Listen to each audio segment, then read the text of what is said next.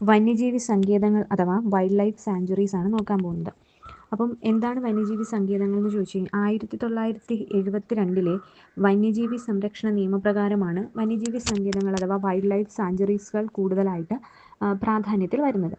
ഈ പറയുന്ന നമ്മുടെ പശ്ചിമഘട്ട മലനിരകൾ ആ വരുന്ന ഭാഗം ഈ പറയുന്ന വന്യജീവി സങ്കേതത്തിന് ഏറ്റവും അനുയോജ്യമായിട്ടുള്ള പ്രദേശമാണ്. ഇന്ത്യയിൽ നവംബർ 2023 കണക്കനുസരിച്ച് ഏകദേശം 573 വന്യജീവി സങ്കേതങ്ങളാണ് കാണപ്പെടുന്നത്. അതായത് മൊത്തത്തിലുള്ള വന്യജീവി സങ്കേതങ്ങളുടെ ഏകദേശം 3.76% ഇന്ത്യയിലാണെന്ന് പറയാൻ പറ്റും. അതായത് മൊത്തത്തിലുള്ള ലോകരാഷ്ട്രങ്ങളുടെ ഇടയിൽ 3.7% വന്യജീവി സമ്പത്തുള്ള ഒരു രാജ്യമാണ് ഇന്ത്യ. അപ്പോൾ അതിൽ തന്നെ കേരളത്തിലൊരു അഭേദ്യമായിട്ടുള്ള ബന്ധം കേരളത്തിന് അതുണ്ട്. വന്യജീവി സംരക്ഷണത്തിൽ കേരളത്തിൻ്റെ പങ്ക് വളരെ വലുതാണ്. കാരണം ജീവജാലങ്ങളാണെങ്കിലും പക്ഷിമൃഗാദികളാണെങ്കിലും അതുപോലെ തന്നെ ഈ പറയുന്ന സസ്യജാലങ്ങളെയൊക്കെ സംരക്ഷിക്കുന്ന കേസിലും അതുപോലെ ഒരുപാട് ജൈവ വൈവിധ്യങ്ങൾ ഉൾക്കൊള്ളുന്ന ഒരു പ്രദേശമാണ് വന്യജീവി സങ്കേതങ്ങൾ.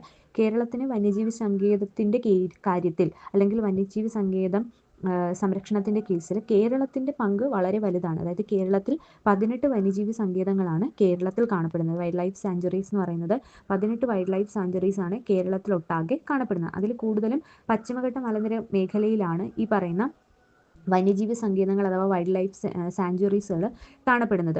നമ്മുടെ കേരളത്തിലെ വൈൽഡ് ലൈഫ് സാങ്ച്വറീസുകളെ അതായത് വന്യജീവി സങ്കേതങ്ങളെ ജീൻ പൂളായിട്ടാണ് വിശേഷിപ്പിക്കാറ്. കാരണം അവിടെ ഒരുപാട് ജൈവവൈവിധ്യങ്ങളുണ്ട്, ഒരുപാട് ധാതു നിക്ഷേപങ്ങളുണ്ട്, നമ്മുടെ കാലാവസ്ഥയെയും പരിസ്ഥിതിയെയും ഒക്കെ സ്വാധീനിക്കുന്നവയാണ്, നമ്മുടെ ജീവിത രീതിയെയും ഒക്കെ സ്വാധീനിക്കാൻ കഴിവുള്ളവയാണ് ഈ പറയുന്ന വൈൽഡ് ലൈഫ് സാങ്ച്വറീസ് എന്ന് പറയുന്നത്. അതുകൊണ്ട് തന്നെ ഈ വന്യജീവി സങ്കേതങ്ങളെ ജീൻ പൂൾ ആയിട്ടാണ് എന്ത് ചെയ്തത് വിശേഷിപ്പിക്കാറുള്ളത്. കേരളത്തിൽ 18 വന്യജീവി സങ്കേതങ്ങളാണ് കാണപ്പെടുന്നത്. ഈ 18 വന്യജീവി സങ്കേതങ്ങളിൽ 17 വൈൽഡ് ലൈഫ് സാങ്ച്വറീസും ഒരു കമ്മ്യൂണിറ്റി റിസർവുമാണ് കാണപ്പെടുന്നത്. അതായത് 17 വന്യജീവി സങ്കേതങ്ങളും ഒരു കമ്മ്യൂണിറ്റി റിസർവും കൂടി ചേർന്നിട്ട് 18 എണ്ണം എന്നാണ് പറയുന്നത്. അപ്പോൾ മൊത്തത്തിൽ 18 വൈൽഡ് ലൈഫ് സാങ്ച്വറീസ് എന്നാണ് പറയുന്നത്. പക്ഷേ അതിനകത്ത് 17 എണ്ണമാണ് വൈൽഡ് ലൈഫ് സാങ്ച്വറീസ് ആയിട്ടുള്ളത്. ഒരെണ്ണം കമ്മ്യൂണിറ്റി റിസർവ് ആയിട്ടാണ് നമ്മൾ എന്ത് ചെയ്യുന്നത് പരിഗണിക്കുന്നതെന്ന് പറയുന്നത്. ഇനി നമ്മുടെ ഈ വന്യജീവി സങ്കേതങ്ങൾ പരിഗണിച്ചു കഴിഞ്ഞാൽ അതായത് 18 വന്യജീവി സങ്കേതങ്ങളുണ്ട് എന്ന് പറഞ്ഞു. അപ്പോൾ ഈ പറയുന്ന വന്യജീവി സങ്കേതങ്ങൾ പരിശോധിച്ചു കഴിഞ്ഞാൽ അതായത് വൈൽഡ് ലൈഫ് സാങ്ച്വറീസ് പരിശോധിച്ചു കഴിഞ്ഞാൽ ഏറ്റവും കൂടുതൽ വൈൽഡ് ലൈഫ് സാങ്ച്വറീസ് ഉള്ള ജില്ല ഏതാണെന്ന് ചോദിച്ചു കഴിഞ്ഞാൽ നമുക്ക് ഒബ്വിയസ്ലി പറയാം ഇടുക്കി ജില്ലയാണ്. അതുപോലെ തന്നെ ഏറ്റവും കൂടുതൽ നാഷണൽ പാർക്ക് അത് പഠിച്ചപ്പോൾ നമ്മൾ ദേശീയ ഉദ്യാനം പഠിച്ചപ്പോൾ ഏറ്റവും കൂടുതൽ ദേശീയ ഉദ്യാനമുള്ള ജില്ല അത് ചോദിച്ചാലും ഇടുക്കിയാണ്. അപ്പോൾ ഏറ്റവും കൂടുതൽ വൈൽഡ് ലൈഫ് സാങ്ച്വറീസുകളുള്ള വന്യജീവി സങ്കേതങ്ങളുള്ള ജില്ല എന്ന് ചോദിച്ചാൽ അത് പറയാൻ പറ്റുന്നത് ഇടുക്കിയാണ്. ഇനി അതുപോലെ തന്നെ ഏറ്റവും വടക്കു ഭാഗത്ത് ഏറ്റവും മുകളിൽ ഏറ്റവും വടക്കു ഭാഗത്തായിട്ട് കാണപ്പെടുന്ന വന്യജീവി സങ്കേതം ഏതാണെന്ന് ചോദിച്ചു കഴിഞ്ഞാൽ കണ്ണൂർ ജില്ലയിലെ ആറളം വന്യജീവി സങ്കേതമാണ് ഏറ്റവും വടക്കു ഭാഗത്തായിട്ട് കാണപ്പെടുന്ന വന്യജീവി സങ്കേതം. ഇനി ഏറ്റവും തെക്കു ഭാഗത്തായിട്ട് കാണപ്പെടുന്ന വന്യജീവി സങ്കേതം എന്ന് പറയുന്നത് തിരുവനന്തപുരം ജില്ലയിലെ നെയ്യാറാണ് ഏറ്റവും തെക്കു ഭാഗത്തായിട്ട് കാണപ്പെടുന്ന വന്യജീവി സങ്കേതങ്ങൾ എന്ന് പറയുന്നത്. ഇനി നമുക്കിത് ഓരോ വന്യജീവി സങ്കേതത്തെ പറ്റിയിട്ടും പ്രധാനപ്പെട്ട ഓരോ വന്യജീവി സങ്കേതത്തെ പറ്റിയിട്ടും നമുക്കൊന്ന് നോക്കാം. അപ്പോൾ ആദ്യത്തേതും ഏറ്റവും പ്രധാനപ്പെട്ടതുമായിട്ടുള്ള വന്യജീവി സങ്കേതം എന്ന് പറയുന്നത് പെരിയാർ വന്യജീവി സങ്കേതമാണ്. അപ്പോൾ പെരിയാർ വന്യജീവി സങ്കേതത്തിൻ്റെ പ്രത്യേകത എന്ന് പറയുന്നത് ഏറ്റവും ആദ്യം രൂപപ്പെട്ടതും ഏറ്റവും വലിയതുമായിട്ടുള്ള വന്യജീവി സങ്കേതമാണ് അല്ലെങ്കിൽ വൈൽഡ് ലൈഫ് സാങ്ച്വറിയാണ് പെരിയാർ വൈൽഡ് ലൈഫ് സാങ്ച്വറി എന്ന് പറയുന്നത്. ഫസ്റ്റും വലുതുമാണ് പെരിയാർ വൈൽഡ് ലൈഫ് സാങ്ച്വറി എന്ന് പറയുന്നത്. അപ്പോൾ പെരിയാർ വൈൽഡ് ലൈഫ് സാങ്ച്വറി കാണപ്പെടുന്നത് എവിടെയാണ്? തമിഴ്നാട് അതിർത്തിയോട് ചേർന്ന് തെക്കൻ പശ്ചിമഘട്ടത്തിലെ ഏലം കുന്നുകളിലെ പന്നളം എന്ന് പറയുന്ന ഒരു മലയിലാണ് ഈ പറയുന്ന പെരിയാർ വന്യജീവി സങ്കേതം കാണപ്പെടുന്നത്. അപ്പം ഇങ്ങനെ ഓർത്തു വെച്ചിരുന്നാൽ മതി, തമിഴ്നാട് അതിർത്തിയോട് ചേർന്ന് തെക്കൻ പശ്ചിമഘട്ട മേഖലയിൽ പന്നളം എന്ന് പറയുന്ന ഒരു സ്ഥലത്താണ് അല്ലെങ്കിൽ പന്നളം എന്ന് പറയുന്ന കുന്നിലാണ് ഈ പറയുന്ന പെരിയാർ വന്യജീവി സങ്കേതം കാണപ്പെടുന്നത്. ഈ പെരിയാർ വന്യജീവി സങ്കേതം കിടക്കുന്ന 2 ജില്ലകളുണ്ട്. അതായത് 2 ജില്ലകളിലായിട്ടാണ് വ്യാപിച്ച് കിടക്കുന്നത്. ഇടുക്കി, പത്തനംതിട്ട ജില്ലകളിലായിട്ട് വ്യാപിച്ച് കിടക്കുന്ന വന്യജീവി സങ്കേതമാണ് പെരിയാർ വന്യജീവി സങ്കേതം എന്ന് പറയുന്നത്.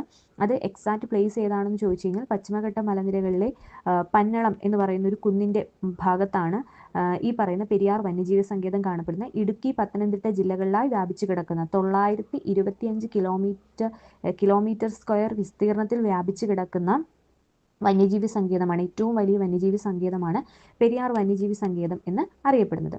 ഇനി പെരിയാർ വന്യജീവി സങ്കേതത്തെ തേക്കടി വന്യജീവി സങ്കേതമെന്നും എന്ത് ചെയ്യാറുണ്ട്, അറിയപ്പെടാറുണ്ട്. പിന്നെ ഇതിൻ്റെ ഫസ്റ്റ് പേര്, ആദ്യത്തെ പേര് Nellikampatty wild life sanctuary, Nellikampatty വന്യജീവി സങ്കേതം എന്നായിരുന്നു ഇതിൻ്റെ ആദ്യകാല പേര്. അപ്പോൾ പെരിയാർ വന്യജീവി സങ്കേതത്തിന് വേറൊരു പേരുണ്ട്, തേക്കടി വന്യജീവി സങ്കേതം എന്നും പെരിയാർ വന്യജീവി സങ്കേതം അറിയപ്പെടാറുണ്ട്. അതുപോലെ തന്നെ ഇതിൻ്റെ ആദ്യത്തെ പേരെന്ന് പറയുന്നത് നെല്ലിക്കാമ്പെട്ടി വൈൽഡ് ലൈഫ് സാങ്ച്വറി എന്നാണ് അറിയപ്പെടുന്നത്. കാരണം ഇതിനെ തേക്കടി വന്യജീവി സങ്കേതം എന്ന് വിളിക്കാറുണ്ട്, അതുപോലെ തന്നെ നെല്ലിക്കാമ്പെട്ടി വൈൽഡ് ലൈഫ് സാങ്ച്വറി എന്നും വിളിക്കാറുണ്ട്. എക്സാക്ട് ഇതിലൊരു ഗ്രാമപഞ്ചായത്ത് പറഞ്ഞാൽ പീരുമേട് താലൂക്കിൽ കുമളി ഗ്രാമപഞ്ചായത്ത്, ഇടുക്കിയിൽ പീരുമേട് താലൂക്കിൽ കുമളി ഗ്രാമപഞ്ചായത്താണ് പ്രധാന ആസ്ഥാനമായിട്ട് നമ്മൾ പറയുന്നത്, പെരിയാർ വന്യജീവി സങ്കേതത്തിൻ്റെ പ്രധാന കേന്ദ്രമായിട്ട് പറയുന്നത്. ഇനി നെല്ലിക്കാമ്പെട്ടി വൈൽഡ് ലൈഫ് സാങ്ച്വറി എന്നായിരുന്നു ആദ്യകാല പേരെന്ന് പറയുന്നത്. അതായത് ഇത് 1934 പെരിയാർ വന്യജീവി സങ്കേതം വൈൽഡ് ലൈഫ് സാങ്ച്വറി എന്ന് പറയുന്ന രീതിയിലേക്ക് മാറിയത്. അതായത് വൈൽഡ് ലൈഫ് സാങ്ച്വറി ആയിട്ട് പ്രഖ്യാപിച്ചത് 1934 പ്രഖ്യാപിച്ചത്. 1934 വൈൽഡ് ലൈഫ് സാങ്ച്വറി ആയിട്ട് പ്രഖ്യാപിച്ചത് ശ്രീ ചിത്തിരതിരുനാൾ ഭരണാധികാരിയായിരുന്ന സമയത്തായിരുന്നു ഈ പ്രഖ്യാപനം നടത്തിയത്. 1934 ശ്രീ ചിത്തിരതിരുനാളിൻ്റെ കാലത്താണ് പെരിയാർ ഒരു വന്യജീവി സങ്കേതമായിട്ട്, വൈൽഡ് ലൈഫ് സാങ്ച്വറി ആയിട്ട് പ്രഖ്യാപിച്ചത്. ആ പ്രഖ്യാപിക്കുന്ന സമയത്ത് ഇതിൻ്റെ പേരെന്ന് പറയുന്നത് നെല്ലിക്കാമ്പെട്ടി വൈൽഡ് ലൈഫ് സാങ്ച്വറി എന്നായിരുന്നു പേര്. ഈ പറയുന്ന ഈ പെരിയാർ വന്യജീവി സങ്കേതം രൂപപ്പെടാനുള്ള ഒരു പ്രധാനപ്പെട്ട കാരണം എന്ന് പറയുന്നത്, അന്ന് മുല്ലപ്പെരിയാർ അണക്കെട്ടിൻ്റെ നിർമ്മാണവുമായിട്ട് ബന്ധപ്പെട്ടാണ് ഈ പറയുന്ന പെരിയാറിനെ ഒരു വന്യജീവി സങ്കേതമായിട്ടൊക്കെ മാറ്റിയത്. അതായത് മുല്ലപ്പെരിയാർ അണക്കെട്ട് പണിയുന്നു, അപ്പോൾ അതിൻ്റെയൊക്കെ ഫലമായിട്ടാണ് ഈ പറയുന്ന പെരിയാർ ഒരു വന്യജീവി സങ്കേതമായിട്ട് മാറാനുള്ള ഒരു പ്രധാനപ്പെട്ട കാരണമായിട്ട് മാറിയത്.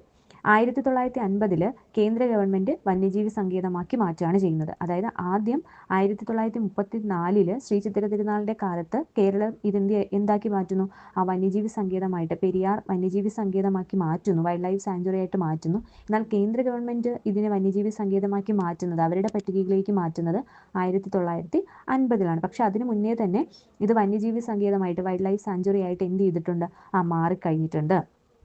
ഇനി അതുപോലെ തന്നെ മറ്റൊരു പ്രത്യേകത, പെരിയാർ വന്യജീവി സങ്കേതം ഒരു ഉഷ്ണമേഖലാ നിത്യഹരിതവും ഈർപ്പമുള്ള ഇലപൊഴിയും വനങ്ങളും കൂടിയാണ്. അതായത് അതിനകത്ത് ഉഷ്ണമേഖലാ നിത്യഹരിത വനങ്ങളും ഉണ്ട്, ഈർപ്പമുള്ള ഇലപൊഴിയും വനങ്ങളും കൂടി ചേർന്നതാണ് പെരിയാർ വന്യജീവി സങ്കേതം എന്ന് അറിയപ്പെടുന്നത്. ഇനി 1982 ഈ പെരിയാറിനെ നാഷണൽ പാർക്കാക്കി ദേശീയോദ്യാനമായിട്ട് പ്രഖ്യാപിക്കുന്നു. അപ്പോൾ നമ്മൾ നേരത്തെ ദേശീയോദ്യാനം അഥവാ നാഷണൽ പാർക്ക് പറഞ്ഞപ്പോൾ പറഞ്ഞു 5 നാഷണൽ പാർക്കുകളാണ് കാണപ്പെടുന്നത്. അതിലേറ്റവും വലുതും ആദ്യത്തേതും ഇരവികുളം ദേശീയോദ്യാനമാണെന്ന് പറഞ്ഞു. പക്ഷെ അവിടെ നമ്മൾ എക്സെപ്ഷനായിട്ട് പെരിയാറിൻ്റെ കേസ് പറഞ്ഞു, ഔദ്യോഗിക കേരളത്തിലെ രേഖകളിലൊന്നും തന്നെ ഇല്ല എന്ന് പറഞ്ഞിട്ടാണ് പറഞ്ഞത്. പെരിയാർ വന്യജീവി സങ്കേതം എന്ന് പറയുന്ന ഒരു വന്യജീവി സങ്കേതമുണ്ട്. 1982 അതൊരു ദേശീയോദ്യാനമായി പ്രഖ്യാപിച്ചു. പക്ഷേ ആ കാര്യങ്ങളൊന്നും തന്നെ കേരളത്തിൻ്റെ ഒരു പൊതുരേഖകളിലും അല്ലെങ്കിൽ ഔദ്യോഗിക രേഖകളിലും ഉൾപ്പെടുന്നില്ല. ഇപ്പോഴും കേരളത്തിൻ്റെ ഔദ്യോഗിക രേഖകളിലൊന്നും തന്നെ പെരിയാർ ഒരു നാഷണൽ പാർക്കായിട്ട് അംഗീകരിച്ചിട്ടില്ല. പക്ഷേ 1982 കേന്ദ്ര സർക്കാർ രേഖകൾ പ്രകാരം ഈ പറയുന്ന പെരിയാർ ഒരു നാഷണൽ പാർക്ക് കൂടിയായി പ്രഖ്യാപിച്ചു എന്ന് പറയപ്പെടുന്നു. ഓക്കെ, അത് കേന്ദ്ര സർക്കാർ രേഖകളിൽ മാത്രമാണ്, കേരള സർക്കാർ രേഖകളിൽ അല്ല. ഇനി അതുപോലെ അടുത്തൊരു പ്രത്യേകത എന്ന് പറയുന്നത്, ഈ പറയുന്ന പെരിയാർ ദേശീയോദ്യാനത്തിൻ്റെ മറ്റൊരു പ്രത്യേകത, 1978 പെരിയാർ ദേശീയോദ്യാനത്തെ കേരളത്തിലെ ഫസ്റ്റ് ടൈഗർ റിസർവ് ആയിട്ട്, കടുവ സംരക്ഷണ കേന്ദ്രമായിട്ട് പ്രഖ്യാപിക്കുകയാണ്, ടൈഗർ റിസർവ് കേന്ദ്രമായിട്ട് പ്രഖ്യാപിക്കുകയാണ്.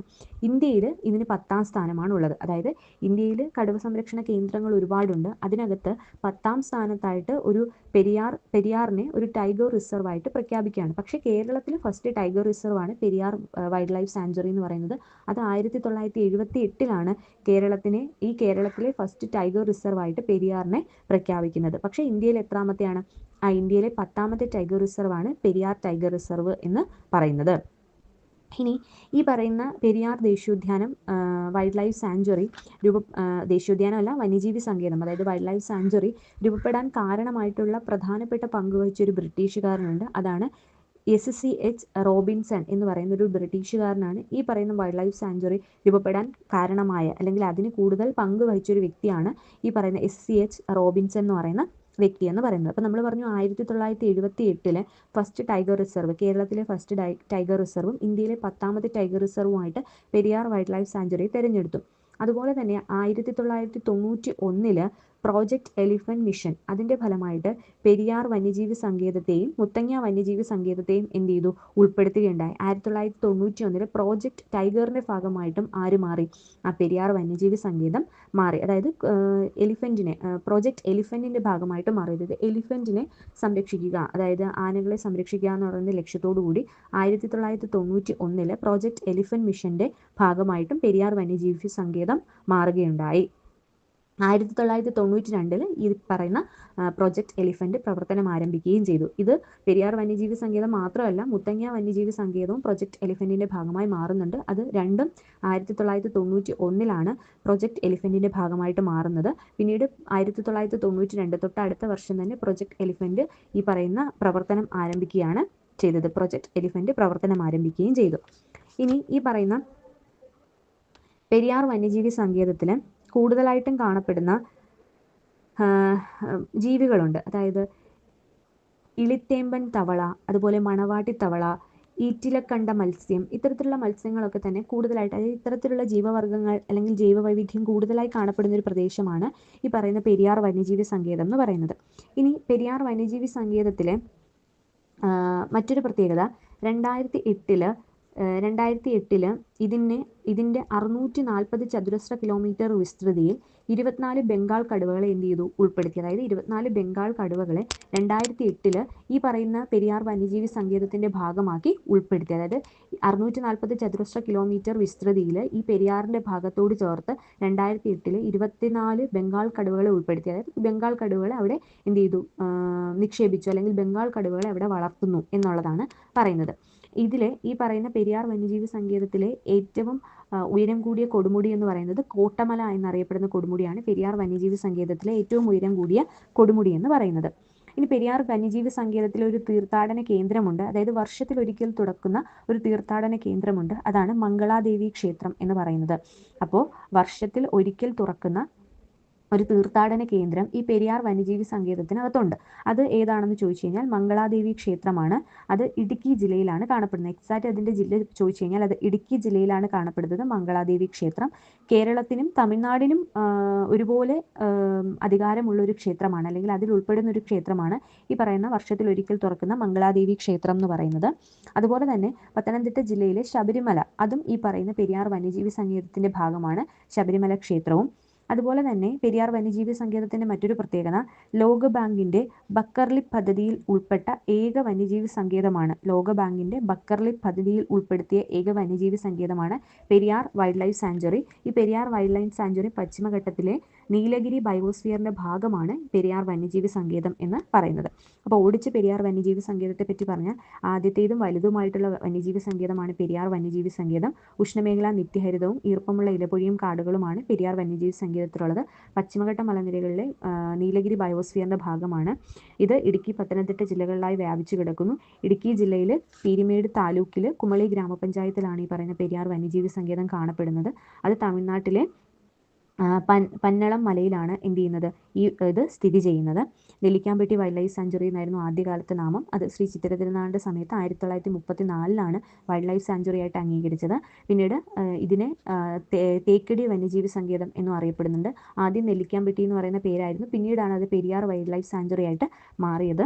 പിന്നെ ഒരു പ്രത്യേകത എന്ന് പറയുന്നത് 1978 ഒരു പ്രത്യേകത, 1978 ഇത് കേരളത്തിലെ ഫസ്റ്റ് ടൈഗർ റിസർവും ഇന്ത്യയിലെ 10ാമത്തെ ടൈഗർ റിസർവുമായിട്ട് പ്രഖ്യാപിച്ചു.